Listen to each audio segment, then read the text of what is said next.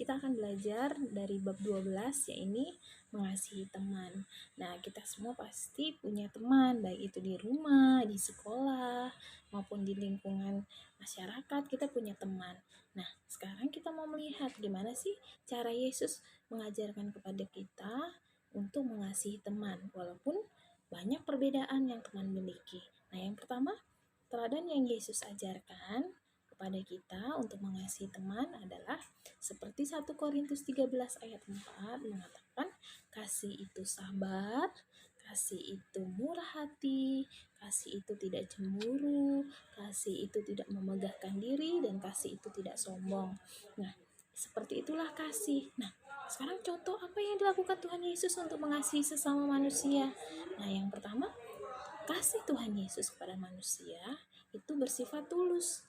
Artinya, kasih Yesus itu tidak menuntut balas, tidak menuntut orang lain berbuat baik ketika kita juga berbuat baik pada orang lain.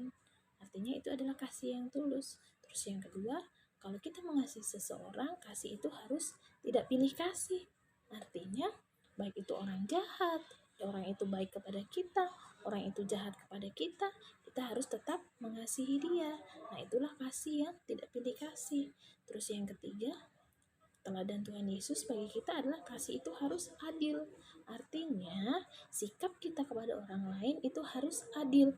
Gak boleh kita lebih mengasihi si A, gak boleh kita lebih mengasihi si B. Kita membagi yang banyak kepada si A, membagi yang sedikit kepada si B. Tapi kita harus bersifat adil kalau kita mengasihi. Terus yang ketiga, kasih itu menerima perbedaan.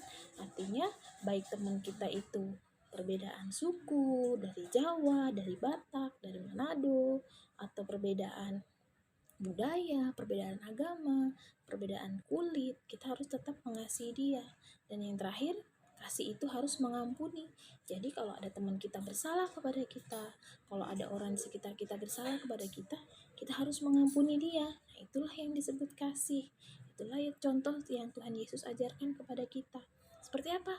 Nah, Tuhan Yesus mengasihi orang Samaria pada saat itu. Meskipun orang Samaria dianggap sebagai orang kafir yang tidak percaya kepada Tuhan. Orang-orang menjauhi perempuan Samaria, tapi Tuhan Yesus tetap mengasihi dia. Terus yang kedua, Tuhan Yesus mau menyembuhkan orang sakit kusta, orang lumpuh. Nah, kalau orang sakit kusta itu badannya penuh luka-luka, penuh koreng, terus bau. Tapi Tuhan Yesus mau mengasihi dia, mau menyembuhkan dia. Itulah bentuk kasih yang sesungguhnya. Nah, jadi sekarang kita mau belajar gimana sih bentuk kasih yang kita miliki. Nah, sekarang kerjakan latihannya ya.